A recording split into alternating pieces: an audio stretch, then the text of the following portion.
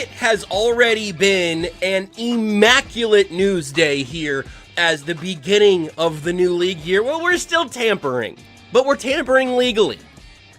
None of these deals are official yet, but they all seem pretty detailed for a bunch of phone calls that couldn't have happened until 11 a.m. Central Time today. But oh my goodness, do we have plenty to talk about. And obviously, just the world in general is a very busy, very hectic, very news-filled place, as always, but this week's been really busy. Which is why I want to start today's show with a tweet from our newspaper of record here in the Kansas City area, the Kansas City Star. Tweeted 15 minutes ago. Zooey Deschanel just said what many crumble cookie critics have been thinking all along. We're going to do an hour of breaking down Zooey Deschanel's crumble cookie opinion. Drop your takes in the chat. What do you want to know? What celebrities can we have commenting on various foodstuffs? Drop them in the comments section. Give us a like. And we're doing nothing but crumbly cookie breakdowns for the next hour. I mean, the Star tweeted it 15 minutes ago. That's a pretty big deal. We got to get on this. Or instead, we can talk about NFL free agency. Yes, we all know that Trent McDuffie was traded to the Los Angeles Rams. I didn't think that Jalen Watson would likely return to the Kansas City Chiefs after that deal was made, but I certainly didn't think he'd be going to Los Angeles with Trent McDuffie. But we'll start with the moves the Chiefs have made as an addition for the next phase of this franchise. Kenneth Walker is, in fact, a Kansas City Chief, or at least he will be in a couple of days from now. He himself has tweeted it out, a graphic from his agency, as has the other signing of the day, defensive tackle Kyus Tonga, who we'll talk about after we give plenty of time to Kenneth Walker off the top end here. 3 years, $45 million, about $29 million fully guaranteed. That's a $15 million average annual value. That's a lot of money for, to be clear, the best running back on the free agent market. So I think there are a lot of things that are fascinating about this Kenneth Walker signing, both in terms of how the Chiefs got here to make this decision, and then in terms of what Walker is going to mean for this offense in 2026, 27, maybe beyond. I do think you have to put him in the right context, both in terms of where this contract stands and then also what it doesn't mean. I understand that I have a reputation of not wanting to overinvest in the running back position, and that was something that was born most strongly out of the 2020 NFL draft. I still had my hesitations in the Jeremiah Love conversations of this year's draft, and it really doesn't seem like he's probably going to be there at 9 overall, which is, of course, I think what the Chiefs were planning on, not being able to just solve that with a draft pick. And I'm not sure it would have been the right pick, because I do prefer Ruben Bain or Carnell Tate or Mekhi Lemon, one of those players who could be a guy who is a $30 million value on a rookie contract. It's one of the reasons it's just hard to figure out what running backs are worth. How do you value running backs, especially as the league goes through these cycles of evolution that they go through constantly? So this deal, Connor Christopherson pointed this out on socials, this deal puts Kenneth Walker fourth in average annual value, or average per year, APY, AAV, same thing. It puts him fourth in APY amongst running backs, and second amongst running backs in guaranteed money. That is significant investment in the running back position. It's also $15 million per year. I'm not going to just string you along the whole way. I'm going to be very curious to see where the wide receiver market lands. Because if you said, hey, Josh, did you expect the Chiefs to give out $15 million a year to a running back this offseason? I even knowing that the Walker smoke was really heating up, I still would have said, no, I'll take the under on a $15 million average annual investment in the running back position in one guy, in Kenneth Walker's case. I was a little surprised that they met that number. The other part of this, though, depending on where the market lands, is if those $15 million were otherwise going to, like, Darnell Mooney, I'd rather have Kenneth Walker. I am not as much of an extremist, and certainly over these last several weeks, I think we've covered this pretty well. I'm not an extremist on completely moneyballing the entire running back position, but I do think there's some real nuances in how the Chiefs got here, which I also think will give you the reasons you want to be excited about Walker in 2026. So, what is he bringing to the table? What did the Chiefs decide this is worth a real investment, a premium investment in Kenneth Walker? It is explosive runs. It is the home run hitting ability that this offense has lacked for the last 2 seasons. It is also, much in the style of Brett Veach, every time the Chiefs don't win a Super Bowl, as often or weirdly unoften as that can be, this is Brett Veach's big swing overcorrection of, man, we really wanted to nickel and dime this last year. It blew up on our faces. Let's invest in it more strongly this offseason by just going to the top of the market. Also worth noting, Travis Etienne, who I thought the Chiefs would be in the market of, and I think I said on Monday that assuming that Etienne was going to end up in a $4 or $5 million average annual price deficit compared to Walker, $4 or $5 million less per year for Etienne, that I would prefer to go with the cheaper Etienne route. Well, Travis Etienne is getting 4 years for $52 million. That's $13 million APY. He's also 2 years older than Kenneth Walker, so those markets were close enough that I'm glad the Chiefs paid the extra nickel to get Kenneth Walker and just get their choice of this market for an extra $1 million or $2 million. The other element, and like Steven says here in the chat, just I want to make sure that this gets clarified off the top end so you understand what I'm building towards. Steven in the chat says, I believe it's easier to get a solid wide receiver for cheap than an explosive running back for cheap. Actually, I would flip that, Steven, but not for the right way that you're probably thinking. I would rather have Kenneth Walker for cash than Jeremiah Love for 9 and a very similar large cap hit. Or Breece Hall might have been a better running back and a better fit than Kenneth Walker, but I'd rather have Kenneth Walker as a free agent than to pay Breece Hall the same money after shipping off a 3rd-round pick to acquire him a couple months earlier. So I really think the budgeting on this works out, but it is a legitimate investment. He's also a little bit outside of their typical build for a running back. Remember, go back to 2020. I'm not equating these things, but just remembering the path that got the Chiefs here, or other times they've invested strongly in the running back position. When they drafted Clyde Edwards-Helaire at the end of the 1st round in the 2020 draft, one of the real selling points for him was that he was a 3-down running back who could just be on the field all the time. Defenses never know what's coming because with Clyde, he can run the ball, he can catch the ball out of the backfield, he can stay back there and pass pro. He's the guy that's going to just be on the field all the time and leave defenses constantly guessing. Kenneth Walker is not that guy. I'm not sure that's bad. I don't say that as a knock. But he's not that guy.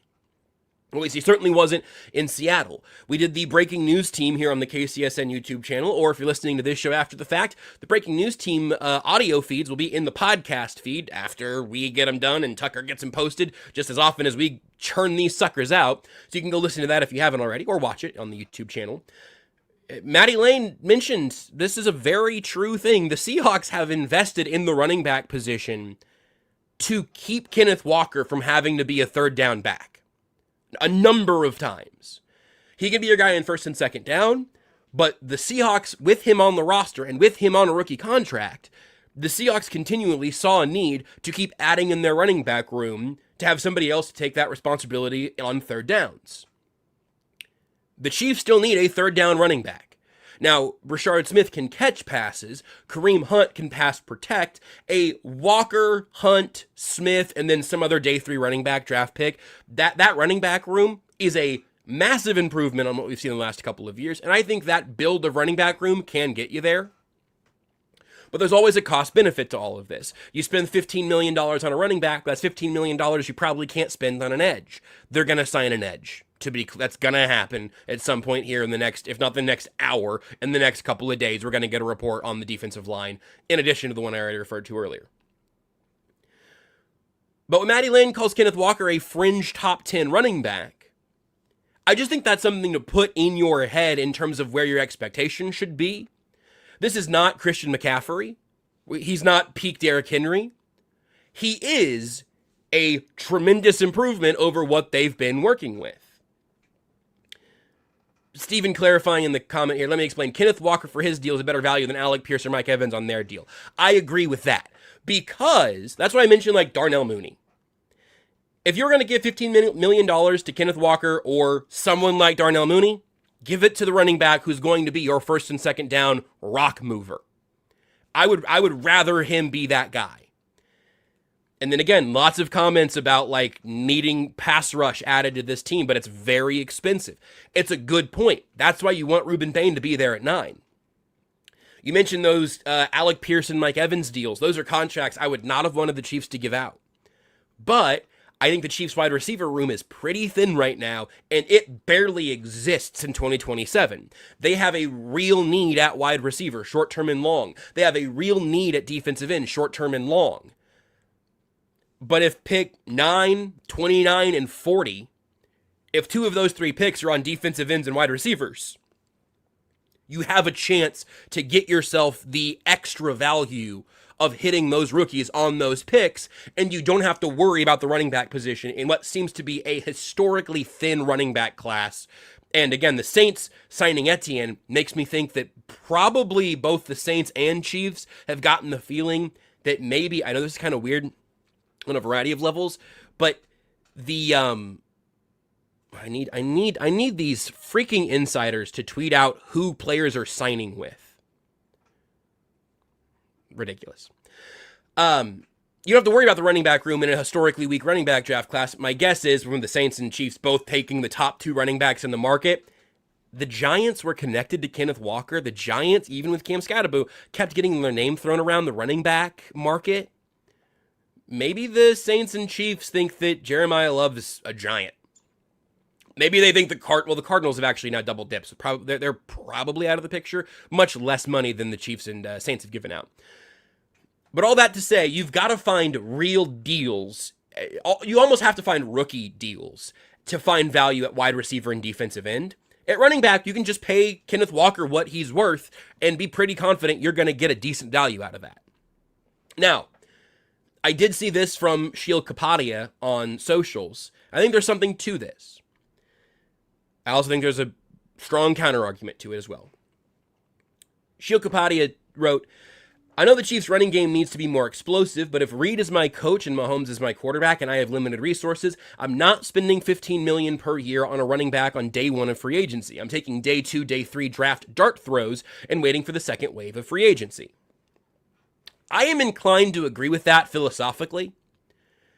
I think if you look at your roster and you think your biggest weakness is at running back, you're probably misevaluating your own roster. Or if you think it's the most important thing for you to fix, it's probably not the most important thing to fix. I also did see plenty of people saying, like, yeah, that's what they have been doing, and that's what's gotten them into this mess in the first place. Just, it's a bunch of veterans, retreads, and day 3 draft picks.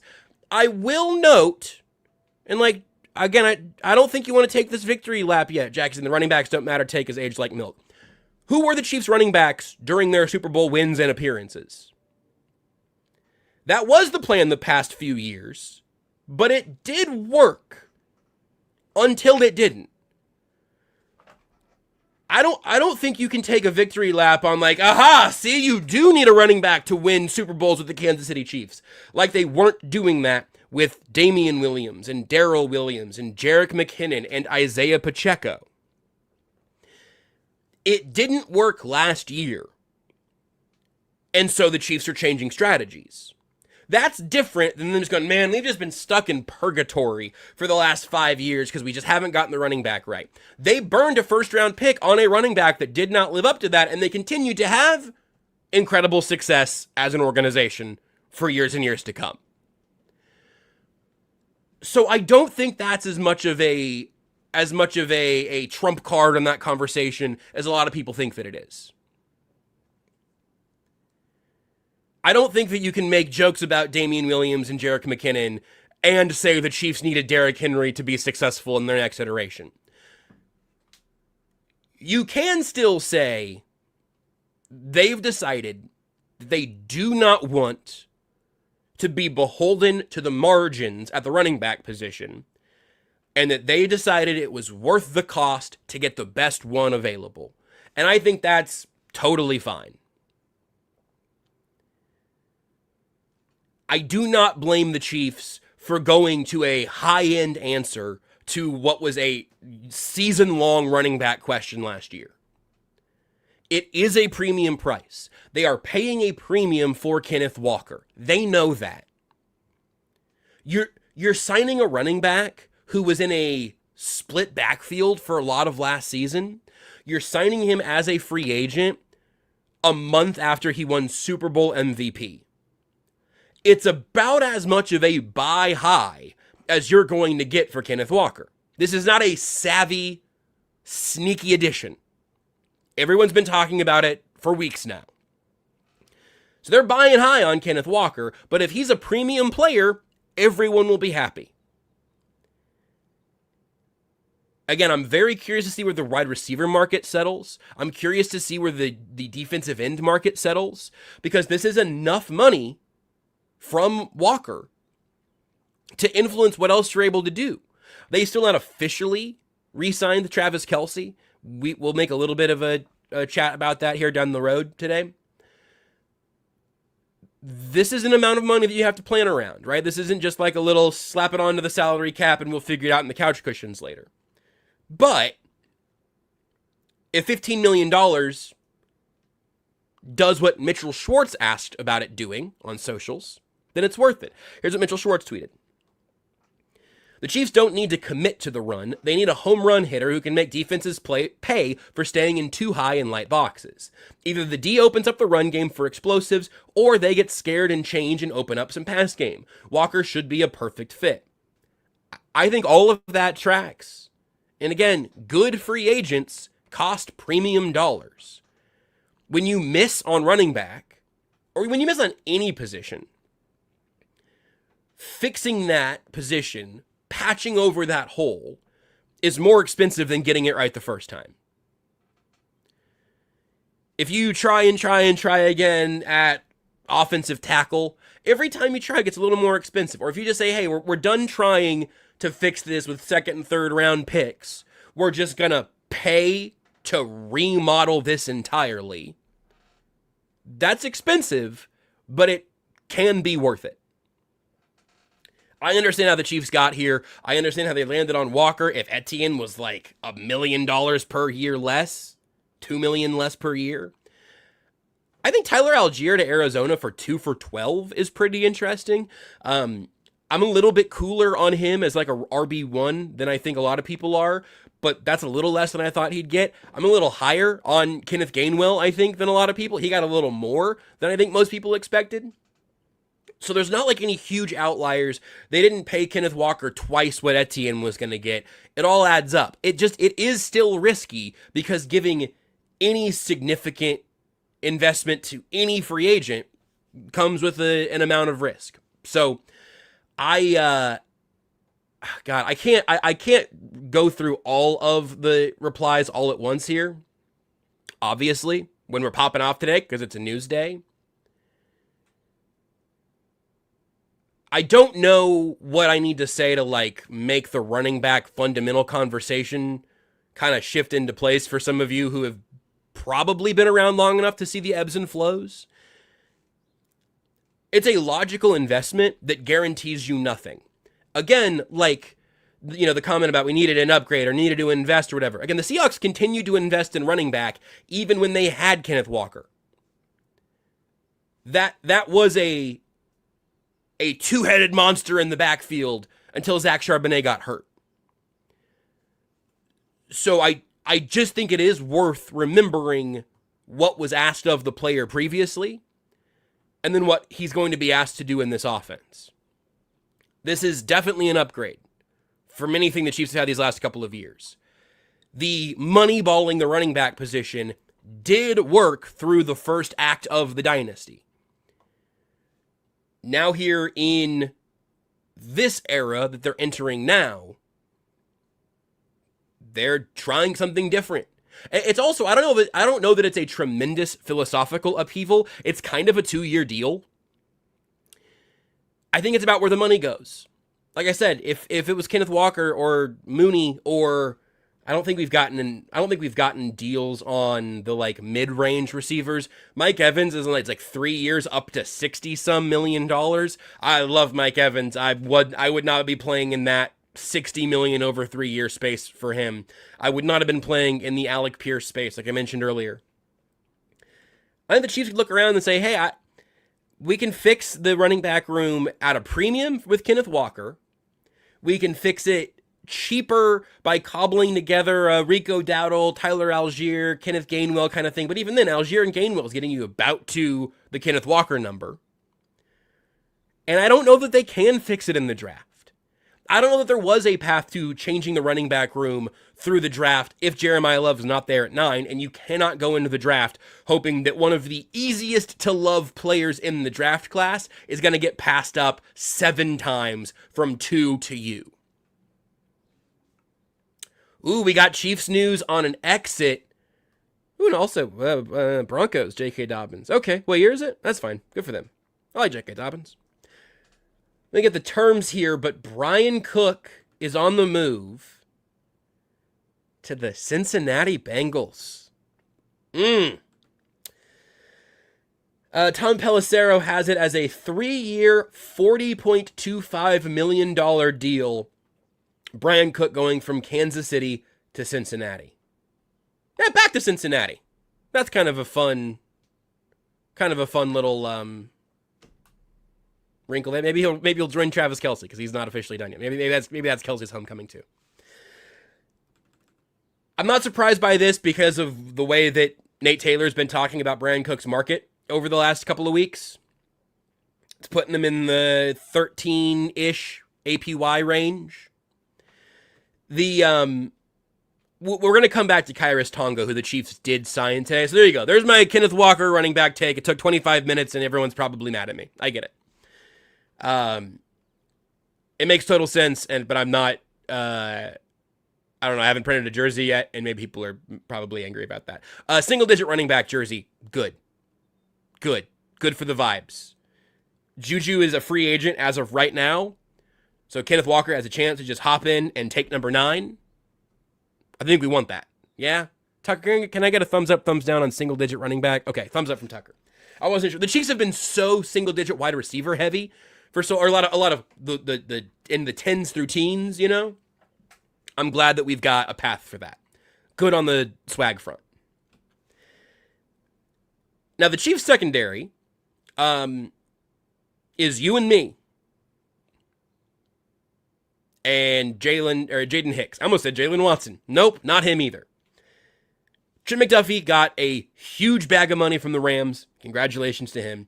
Jalen Watson gets the generational second contract as a 7th-round pick, who then gets 3 for $51 with $34 million guaranteed. Very happy for Jalen Watson. Very surprised that the Rams just took the 2 Chiefs corners who were available, and for a tremendous amount of cash. But happy for both of them. And again, I think that we talked about this on Friday. Philosophically, I think the Chiefs were just telling you, hey, we're going to moneyball corner and try to figure it out with Noah Williams, Christian Fulton, and whoever else we add. Not that we're going to let Trent McDuffie walk just to give half of that money, although it was more than a third of that guaranteed, basically, to Jalen Watson. Man, that's crazy to think about on the guaranteed front. It's a perfectly good contract for the Rams to give Watson. If the Chiefs would have given him 3 for 51, I wouldn't have. 3 for 51 with 34 guaranteed, reasonable. Would have been fine. Would have been okay with that. Not surprised that they didn't do it. I think that the plan here is to have another splash signing on the defensive line and then hammer the defensive line and try to rebuild the secondary in the draft. I think that's where they're going. But McDuffie's gone, Jalen Watson's gone, and now Brian Cook is a Cincinnati Bengal. The only member of this secondary who played significant snaps last year who's going to be here next year is Shamari Connor. That's it. Maybe he goes back to playing more true safety, and that's something we could all get behind. Although right now they don't have like a slot corner on the roster of significance, I should say, of proven significance. Chris Roland Wallace has done some of that and looked pretty good. I'm like willing to give a little bit of a hat tip to like Kevin Knowles as a guy who you just have in the system another year and keep developing, and he had a couple little flashes. But Shamari Connor led the Chiefs in defensive snaps taken last year. Nick Bolton, congratulations, man. You are Krang from the Ninja Turtles now. You are the brain in the middle of the body that is the Chiefs defense. And this has been I don't think this has been a frontline story in this offseason yet, but I think it needs to be. This is the Nick Bolton offseason. This is the Nick Bolton season. You got a cap hit of around $20 million. Last year, obviously, was the first year of the extension, but this is the first year that cap hit really rises. And so the Chiefs have less money to give around elsewhere. And I think it's because Spags has said, no, I can do more with less if I have the brain of the defense in Nick Bolton in the middle of the field. And if that's true, this is the year to do it. If it's not true, they're going to be playing with a hand tied behind their back.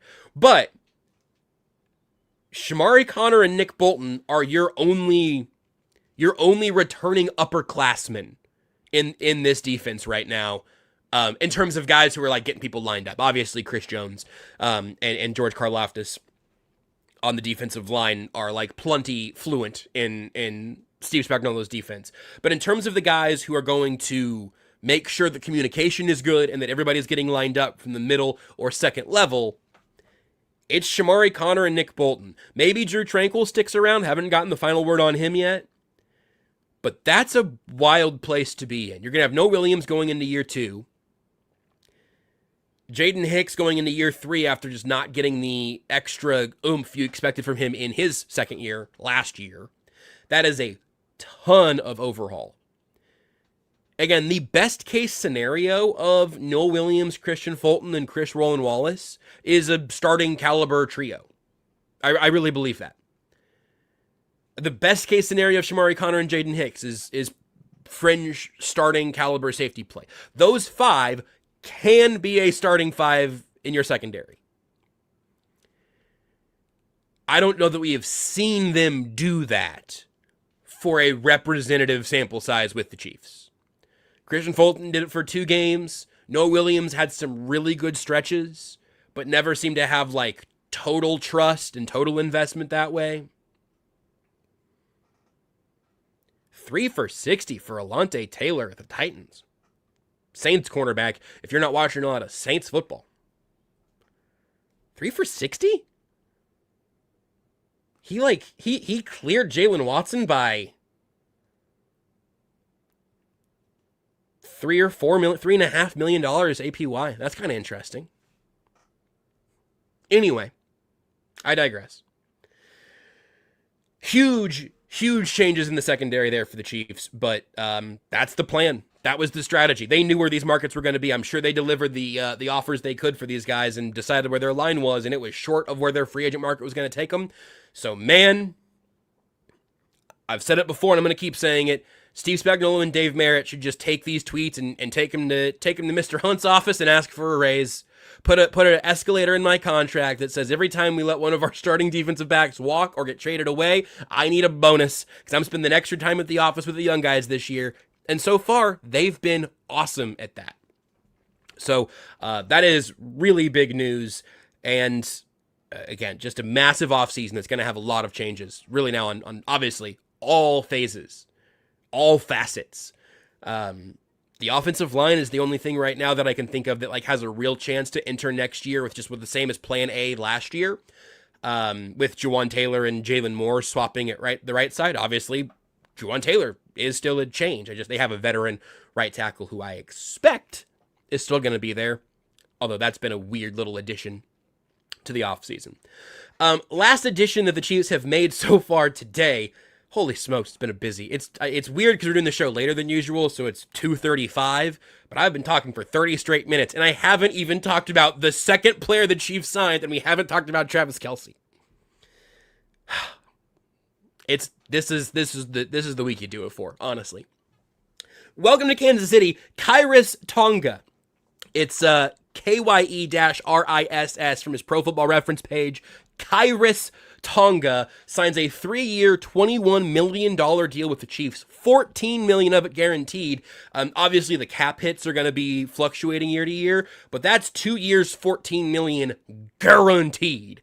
That's real money for a former 7th-round pick back in 2021. He's been with the Bears, Vikings, Cardinals, and Patriots. He's turning 30. He'll be 30 years old this season. So you might be going, man, what did he do in New England last year? Well, he had a very nice year in New England last year, and this is a beefy boy in the middle of your defense. You talk about the running back signing of Kenneth Walker being a quote-unquote overreaction to the problems in the running game last year, in the running back room last year. Tonga is a heavy answer to, okay, so are you going to do the Derek Nottie, Mike Pennell, Omar Norman-Lott gain 20 pounds thing again this year? Are we going to try another Keandre Coburn in the 6th round and hope that turns out better this year? No, the Chiefs have told you they're paying legit defensive tackle, nose tackle money to a guy who they think is going to make a difference. Again, some people did. I did not have more than $5 million being spent on a nose tackle on my bingo card for the Chiefs this year. I'm totally good with it. I have seen the depth chart. You might not love putting $7 million into a somewhat limited defensive lineman. Now, again, another breaking news team. If you want more on Tonga, Matty Lane and Tucker Franklin talked about him 30 minutes before this show started, and going into a little more of what they liked from him out of the draft and all of that. Like Matty mentioned, he's not a stick in the mud. He's not a plant yourself in the middle of the offensive line and just simply hold your ground and grab a patch of dirt. He does offer a little bit of a pocket-crushing penetration ability in the middle of your defensive line in pass rush situations. So, but he's a different play. This isn't he's not Tershawn Wharton either, right? So I think this is your answer to the Nottie, Pennell, weird fluctuation of everything last year. They're just going to put a real professional established nose next to Chris Jones to hopefully make his life a little bit easier, both in the pass and in the run game. I think that makes a ton of sense. It's a little more beef to get away from George Karlaftis. They still have to add on the defensive line. I think it might be the best news, though, for Omar Norman-Lott, because I don't know exactly what happened last year. I guess none of us really do. But last year we had the early season training camp injuries with him gaining weight and them trying to figure out where exactly he's going to fit in. I'm assuming that they're a little more flexible on that now, especially coming off of a season-ending injury. Hopefully, he's able to kind of get into that I don't want to say finesse, because that's a little bit of a pejorative, but that like agility that you were able to see pop on tape occasionally in college, and let him develop as a pass rusher behind Chris Jones. And maybe he rotates in Tonga's place in 3rd and medium, 3rd and long, and you can have him on the field there. But I've said a lot, that I think investing in the defensive line was important, in addition to just simply investing in the defensive end position. This is a real investment in the defensive line to, again, hopefully make, I just saw a tweet that I'll read in a second, hopefully make Chris Jones' life a little easier, hopefully make everyone's life a little easier. If you added Ruben Bain to this defensive line and you said, okay, Omar's been knocked down a peg, Gelati's been knocked down a peg, and we got Ruben Bain in the mix, that's a functional defensive line. I'm waiting for that Boye Mafe news drop. I'm waiting for the defensive end group to continue to kind of settle. You know who the Chiefs won't be signing? A player they've traded for once. Former Browns defensive end, Cam Thomas, reached agreement today with the Falcons on a 1-year, $3.1 million deal. Just saw that one come through from old Shefty. Chiefs legend. The secondary situation here is absolutely bonkers. Okay, so we'll take a break here in just a moment, and then we'll bring Tucker in, talk a little bit about the Travis Kelce of it all, what else we're keeping an eye out for. But Kyus Tonga and Kenneth Walker are the newest members of your Kansas City Chiefs. Major changes and major investments in two position groups that were just simply not good enough last year. The Chiefs have seen that and made an adjustment. Let's take our break. We'll come back. I'm going to tell you about something fun, and then we're going to tell you about what's next in free agency. That's next.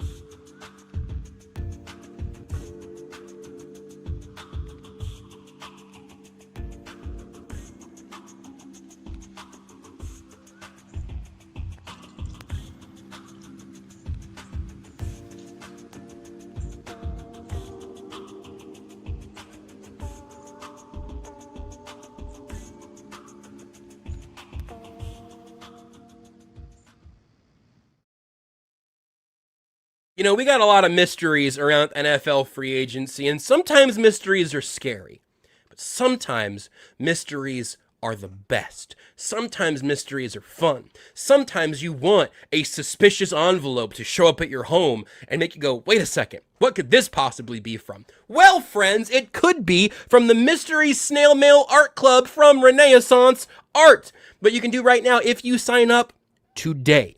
The next couple days. By Friday, it'll be too late. You can sign up for the March edition of Renaissance Art's Mystery Snail Mail Art Club. What you do is for $5 a month at level 1 or $10 a month at level 2, you sign up and you get a monthly mystery snail mailed package at your door that features something like this painting of Squeal Armstrong. This was the January Mystery Snail Mail Art Club. I will not show you the February one because that's still a surprise for the people who signed up in February. Plus, you get a written correspondence, a special Sir Arthur Conan Doyle snail sticker, and if you sign up and say that you heard about it on everything else, we've got a full color sticker of the possum mascot that rotates before the show. I usually show you a sticker, but I can't because all the ones that we have made so far have been sent out. So it's been awesome for so many listeners and viewers of this show to both support Renee's art. It's also one of the most direct possible ways to support this show itself. So if you go to renaissance.art or just go to bit.ly/mystery snail, if you sign up in these next couple of days, you can get signed up for the month of March, starting in March. And if you sign up for a full year at the $5 or $10 monthly price point, if you sign up for the full year, you get 2 months free. So Squeal Armstrong was the mystery character for January. I'm keeping that February in secret for a little while longer. And you can check all of that out, plus Renee's pet commissions and much, much more at renaissance.art. It's an awesome thing to sign up for to get mystery art sent to you. Become a patron of the arts, a patron of this podcast. Or if you want, you can get it as a gift and have it mysteriously show up at a loved one's house on a monthly basis. And then you give them the gift of art all year round. It's been really awesome. It's been really, really cool to see how many Everything Else listeners have signed up. And you should be the next one. bit.ly/mystery snail. No mystery on when Tucker D. Franklin is locked in to the free agent frenzy. It's 24/7. It is this entire week. Tucker, I don't know how much of your current turmoil has been shared publicly. You're not wearing the breaking news jacket right now, so apparently you don't think Cam Thomas deserved that. What are you powering through now as the Gruden grinder that you are? Last week it was the headache. Now? Yes, headache's actually still there. I still have a major headache and haven't been able to shake that for probably a week. Doctor hasn't responded to me. Doctor's left me undelivered, which is kind of rude. I was gonna say, have you gone to a doctor yet? But that's concerning. Yeah. Yeah. Well, to be fair, I did send him a message on like Friday. When did this start? Like Wednesday, right? It was like when it was probably. I'd say Wednesday, Thursday. Yeah, is when I heard about it. Yeah. Yeah, Well, the so group chat's been a different name for longer, so maybe Wednesday. Yeah. yeah, that's true. Um, I had that headache issue. I sent the doctor a message on Friday at 5, so that was on me. Hand up, that one's on me for sending the Sure. doctor a message Sure. Friday at 5. But I just checked a little bit ago, and I'll check again. I don't think that he responded. It still said unopened when I looked at it this morning before all like the free agency stuff popped off, and that was at like 10.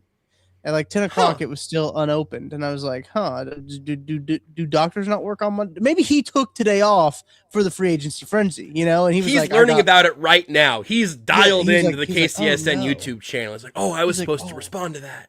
wow, I really did see that," and I was like, "I'll get to it Monday." Then I forgot I had Monday off, type of deal. But still have the headache. Still trying to figure that one out. And I did talk about it on the breaking news team a little bit. I don't have water at my house right now because one of the what do you call it? You call it faucet handle The for the knob, shower. the Knob, handle, yeah. The that is broken. Wouldn't shut the shower off. This is about like midnight last night. I had to try to figure this out too, so that was fun.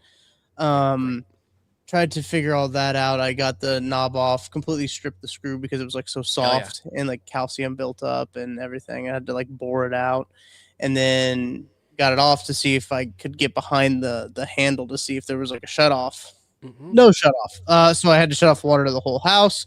So my shower head would stop just streaming water straight down. Like that's not good. Probably shouldn't have that Not run off. great. Pretty expensive. And just a little bit ago, actually, shout out my guy Keith. He was out here, maintenance guy. He was like, "Oh yeah, I got it fixed, but somebody stripped the screw," and I was like, "Yeah, that's my bad." He's like, "So I gotta go to the store. I gotta run to the store and grab another screw so I can put this back together." And I was like, "All right." He can't well, guilt you for that. You're trying to No, problem solve. no. It's not your house. No, it's not. But I said, door's unlocked. Help yourself in. Once you get it, come back in. You don't even have to talk to me. Just shoot me a text, whatever, when you get it done. Lily is not having a good time. She doesn't like having strangers in the house for very long, especially Lily's a feminist. I think we've talked about this. Lily does not like men. She is a very strong feminist. She grew up in an all-woman household, and the only guy she likes is like me and also Chandler. So Keith's back. Keith's here. Good. Hey, man, just glad you're getting that water working again, man. Shout out Keith. Doctor still left me unopened, by the way. We gotta get you to a doctor. I think that I'm gonna move that slightly up the list of what's unopened of urgency right now. I did send it at 5. Like I understand. Hand up, that one's on me for sending it at 5 p.m. on Friday. Like that's like I probably shouldn't have done that. Is he a real doctor? Oh yeah, I don't have a doctor. I don't have a doctor I can text, I don't think. Well, it's not a text. It's like a portal? Yeah, it's a portal. I sent a message through the portal and I gave him a little rundown of my headache situation and when it flares up and everything like that. I've got it narrowed down to I think it's blood pressure related. Maybe drinking a white monster and having pre-workout every day is not a good call. And I think that'll do. I think that's just catching up with me. But if what are you sipping doctor, right now in your house without running water, Tucker? You gotta. If this isn't an aluminum, yeah. I also filled up my water bottle before, so that's good. Okay, that's good. You've been rationing. Yeah, I think probably. I'm no doctor, but I actually hadn't considered that whenever I had my whole kind of near-death dramatic diabetes thing, I just kind of stopped drinking G Fuel for like a very long time after that. Totally unrelated. No relation whatsoever between me drinking G Fuel and me almost dying. But it was just sort of like one of those things like, you know what? I'm getting kind of a hard reset opportunity here. I'm just going to take it. And funnily enough, I think I'll probably shake up a little G Fuel this afternoon to get us through the second wave of free agency today. I've kind of gone full circle of like, man, maybe my headaches are because of like me drinking so much caffeine all the time. And now I'm at like, maybe I'm having headaches because I'm not drinking enough caffeine. Withdrawal. Yeah, I'm withdrawing absolutely. from the caffeine. I'm so excited to drink caffeine that I shake every day. I think that it's most likely because of something you don't want to be doing. That's what's causing the headache, and you could probably fix it by drinking a delicious beverage of your choosing. I think It as also long as that's tastes so good. That's the other part. Like so water. good. Look. I'll drink water when I need to. It does not taste as good as a White Monster or a Diet Dr Pepper or a Diet Coke or anything else. Like it does. Like it objectively does not taste as good as a wild cherry Pepsi Zero. Wait, I said the You right nailed words it. in the wrong order. You nailed it. I mean, you guys, as long as you say zero, as long as people know that I didn't go straight from talking about my diabetes to a full sugar Full body heavy. Pepsi heavy. You don't need that. But that's the thing is maybe that makes me sick and twisted, and if it is, I'll just live with it, right? But like water is like there's a time and place for water, but if I don't have to drink water, I guess you do have to. But if I don't need to drink There's a lot water, of water in beer, you know? Coffee has water in it. look what the number one ingredient is in Dr Pepper. Carbonated water. It's still water. At the risk of suddenly learning that I have an opportunity to sell supplements on Instagram or something, I will say I've seen some stuff recently about like the pushback to the diet soda frenzy of like it's gonna give you cancer and kill you faster than regular soda. Now all I see are doctors going like, no, it won't. You'd have to drink like 100 of them for it to like actually hurt you. The aspartame studies were about like rats and stuff. Please, hey everybody, don't take my word for it. Ask your doctor what's right for you. Well, I'm doing a podcast and I'm loosely recollecting Instagram reels that I've seen. So this is not medical advice. I think we can do that. We have a podcast, so that means we can do that. That means we are. I think you're right, actually. Yeah. I think I'm actually about to get hired for government work. I'll actually. I'm gonna send my doctor a message and be like, "Yo, is it cool if I drink Diet Dr Pepper?" That's all. Yeah. That's it. Period. Not a question mark. Period. Right. And see if he leaves me on red that time. It does say unopened, so he hasn't even looked at it. Okay. Is that better or worse? I'm not sure. He's probably been catching up. Busy Monday. Who's to say? Maybe he's out. I want to think that he's out because I had to make my like usual doctor's appointment. You know, you got to make doctor's appointments to go to the doctor, like to be a functioning human being. And I was like, all right. I called the doctor. I was like, hey, can I get in here? And they're like, yeah. How's in 3 weeks? And I was like, I don't know what I'm doing tomorrow. So like, sure, 3 weeks is fine, you know? And then the day will come and be like, wow, that day does not work at all. But anyway, it's like I should have looked at a calendar or something. But there was actually, I called him because I was like on the way to work one day, and Tara's like, you need to make a dentist appointment and you need to make a doctor's appointment. And I was like, okay, fine. Yes, Jackie Moon, we'll talk about Kelce. But and they were like, and I was driving, right? So they're like, how is this day at this time? And I just said yes. And I was like, after I hung up, I was like, oh no, what did I just agree to? I was like, what time? I don't even remember what day or time. Hope they send me a confirmation text, because otherwise I will not be there. It was like early. It was like I said, what time of day do you want? I was like, the earlier the better. That's all I said. They love hearing that, though. They love hearing that. Yeah. So shout out to all the doctors out there. Couldn't have said it better myself. All right, let's talk about Travis Kelce. Guys, I don't think he's going to play for the Browns or Bengals. No. I don't think it's going to happen. There was some, frankly, like weird reporting. And it's not that anybody was like making stuff up. I just think I probably know how he got here. You get the report from The Athletic that's like, Kelce intends to return, but he's keeping his options open in terms of which team he's going to play for. And everyone's like, yeah, right. And then, like, this morning, we get, Kelce's coming back, and it will be returning to the Chiefs because, obviously, he's not going to go play with Shadur Sanders. I mentioned the Ohio team just because, like, that's the one kind of, like, vaguely storybook-ish ending where if the Chiefs really disrespected him with a $6 million one-year offer, and he's like, hey, man, I can't do that.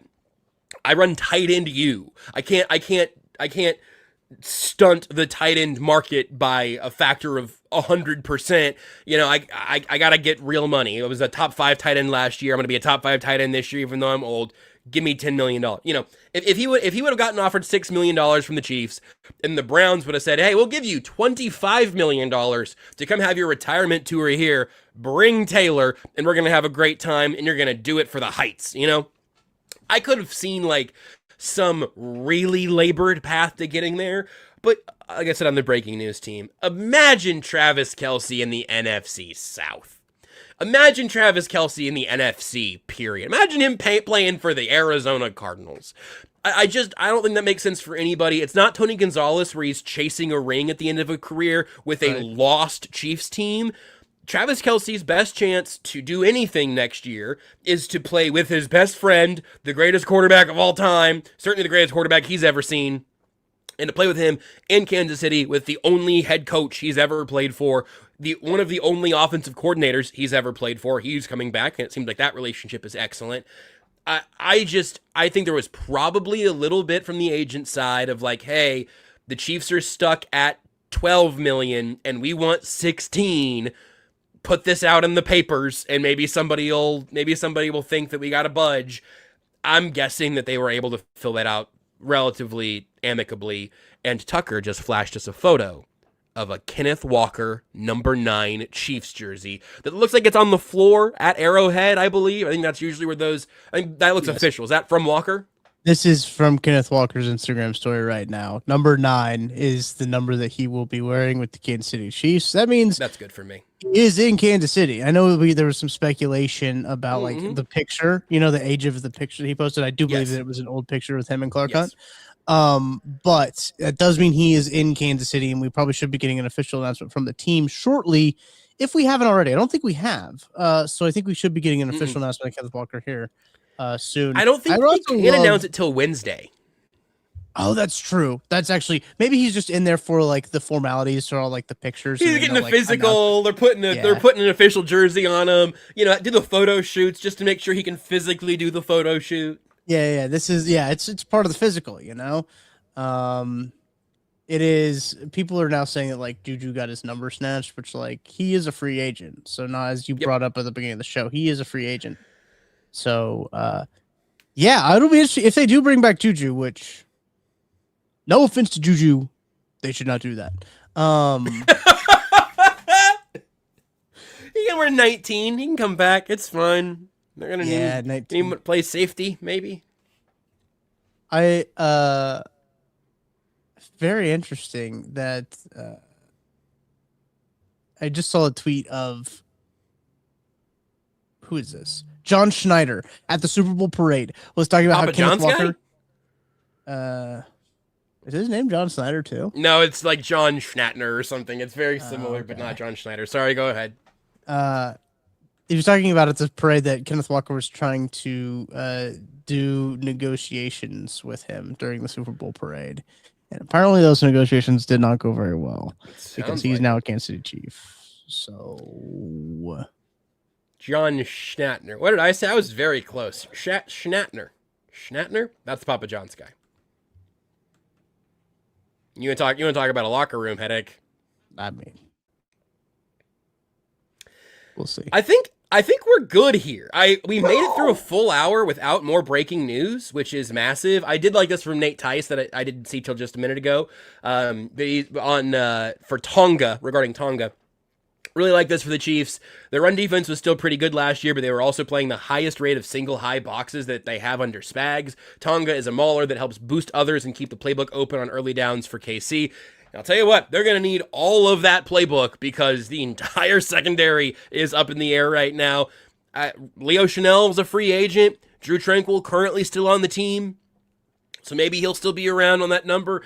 There's going to be obviously a ton still happening, but you have a new number 1 running back, a new member of the defensive line. The secondary has been totally turned over with Jalen Watson and Brian Cook departing following the Trent McDuffie trade. And as breaking news happens, we'll hop on for the breaking news team here on the KCSN YouTube channel. Plus, the lab tonight and Wednesday, only weird games, Tuesday, Thursday, and then we'll be back on Friday, as will that football show with Matt Verderam and Tucker Franklin. You guys are on the same schedule this week? Or are you doing a midweek show this week? No, we're not doing a midweek show, but the amount of things that's going to happen from the last time we recorded to our next episode is insane. I do think we didn't plan on this, but like the fact that I was just like, hey, should I drop the list of our top 5 free agents early? And everyone was like, no, drop the episode early. And I was like, okay. And yes, it was good. That was a good idea.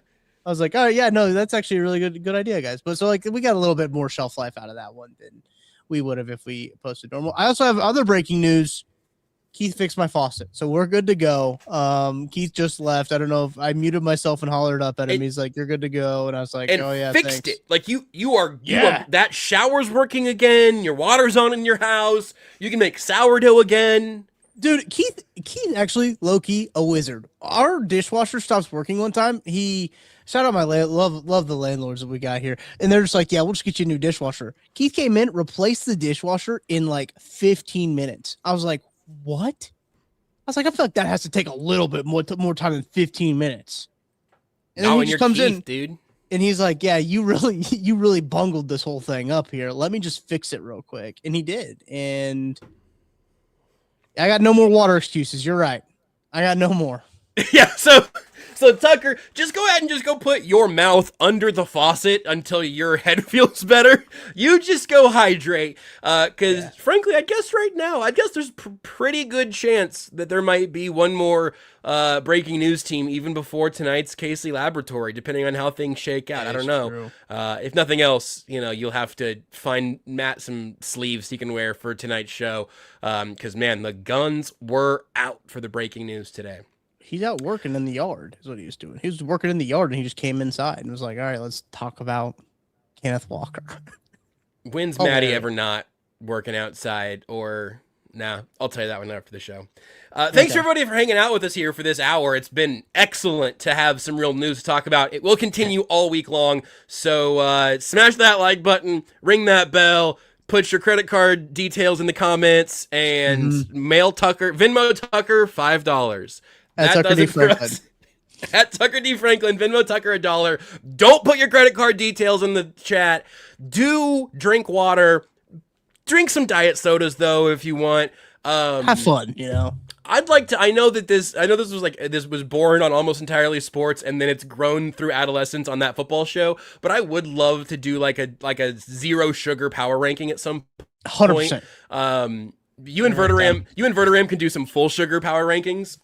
I will have no way of helping. I have no way of knowing anymore. It's been years. That is true. But we'll do that sometime here in our near future. Our new future? Aren't they all? Maybe. Okay.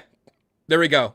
That's it. Someone said don't go to the dentist in the chat. Okay, great. Someone said social security numbers here. The T stands for Dasani. Don't go to the dentist. Aaron has said that multiple times. So Aaron is very anti-dentist. I don't know what dentist did to Aaron, but I saw him post that when we were talking about dentists. So he really wants to get his point across.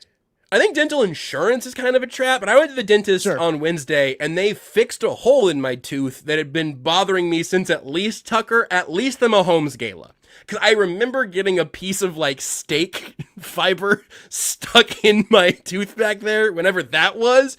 I got that fixed on Wednesday and I feel great. So I think you might as well go to the dentist. But I don't know. I'm not a dentist. For Tucker, dehydrated Franklin, and myself, Joshua Brisco, we'll talk to you later. Bye, Mom!